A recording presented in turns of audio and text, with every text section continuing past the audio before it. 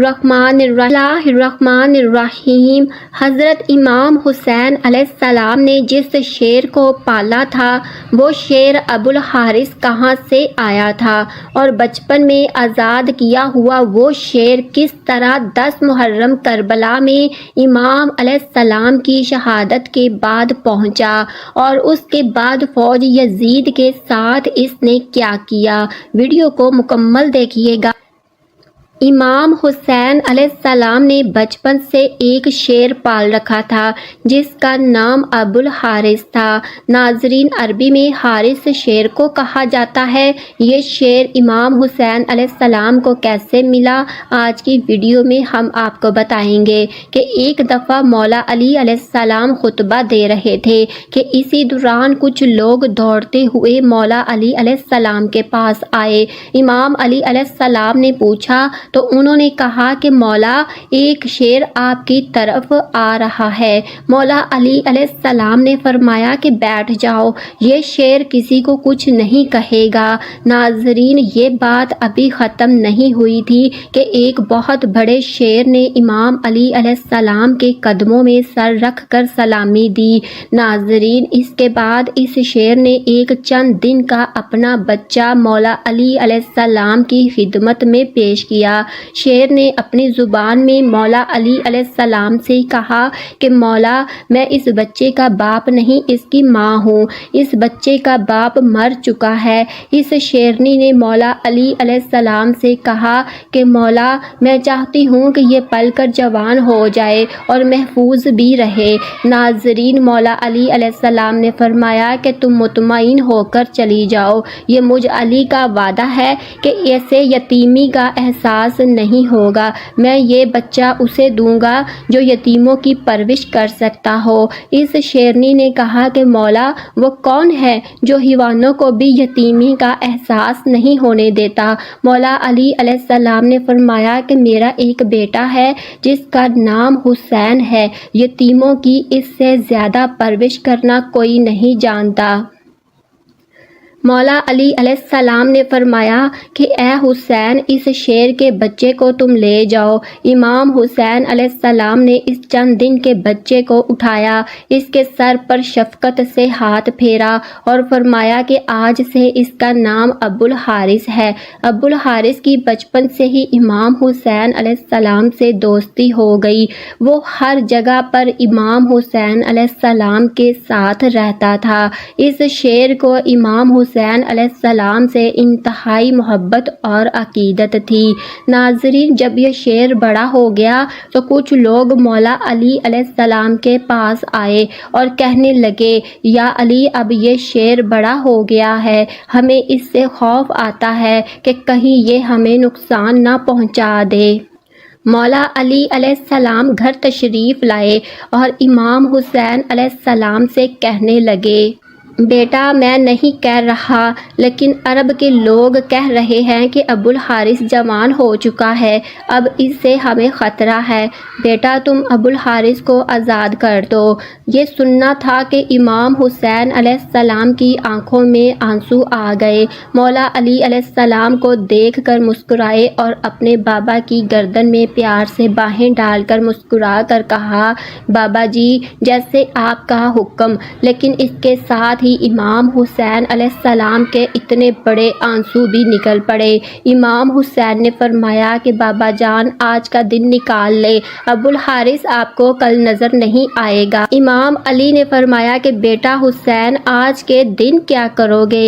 امام حسین علیہ السلام روئے اور فرمایا، بابا جان، دیکھے باہر شام ہو گئی ہے اور یہ وقت کسی کو گھر سے باہر نکالنے کا نہیں۔ مولا علی علیہ السلام نے امام حسین کو سینے سے لگایا۔ جب مولا تہجد کے وقت شیر کو خوراک دینے کے لیے گئے تو ابوالحارث نے کہا کہ مولا، آج اتنی جلدی احسان؟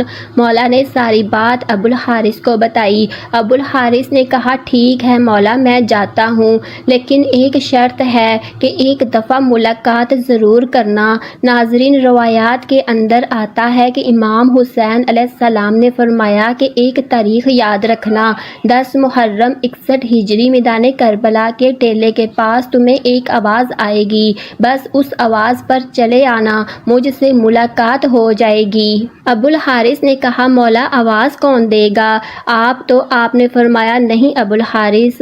تو پھر کہا آپ کے بھائی عباس؟ آپ نے فرمایا نہیں۔ تو پھر امام حسین علیہ السلام روئے اور فرمایا میری 4 سال کی بیٹی سکینہ تمہیں آواز دے گی یا پھر ہماری اماں فضا تمہیں آواز دے گی۔ ناظرین، آج بھی کربلا معلیٰ میں وہ مقام موجود ہے جہاں کھڑے ہو کر بی بی فضا نے ابو الحارث کو آواز دی، اور جب پھر امام حسین علیہ السلام نے ابو الحارث کو آزاد کیا تو انہوں نے فرمایا کہ اے ابو الحارث تم ملک عراق میں چلے جاؤ، وہاں پر نیمکو کا ایک جنگل ہے، اس جنگل کا بادشاہ شیر مر چکا ہے، تم وہاں چلے جاؤ اور وہاں پر جا کر اپنی بادشاہی کرو۔ ناظرین، یوں ہی امام حسین علیہ السلام کا حکم مان کر ابو الحارث مدینہ سے چلا گیا۔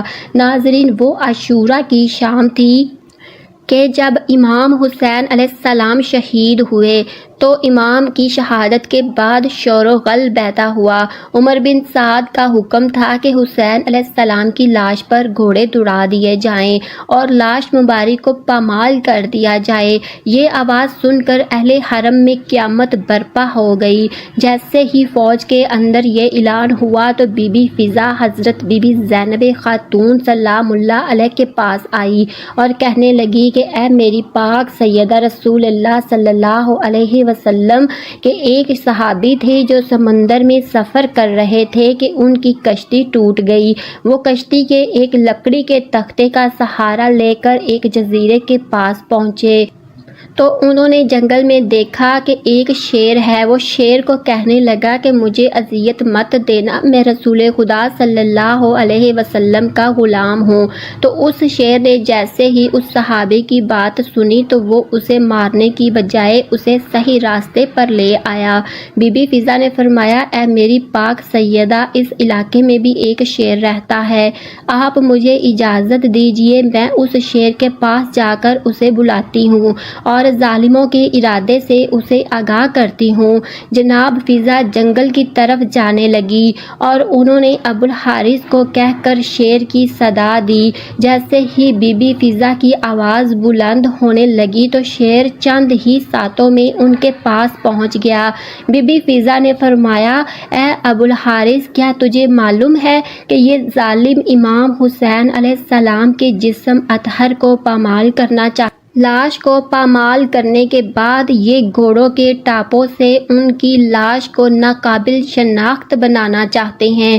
یہ سن کر وہ شیر ابو الحارث بی بی فضا کے ساتھ آ گیا اور کربلا میں پہنچ کر امام حسین علیہ السلام کی لاش کے پاس بیٹھ گیا۔ اور ناظرین، کربلا کی کتابوں میں ہے کہ اس شیر ابو الحارث نے خون امام حسین علیہ السلام سے پیشانی رنگین کر لی اور روتا رہا، یعنی کہ جب کوئی لوگ گھوڑوں پر سوار ہو کر امام حسین علیہ السلام کی لاش کو پامال کرنے آئے تو دیکھا کہ ایک شیر موجود ہے۔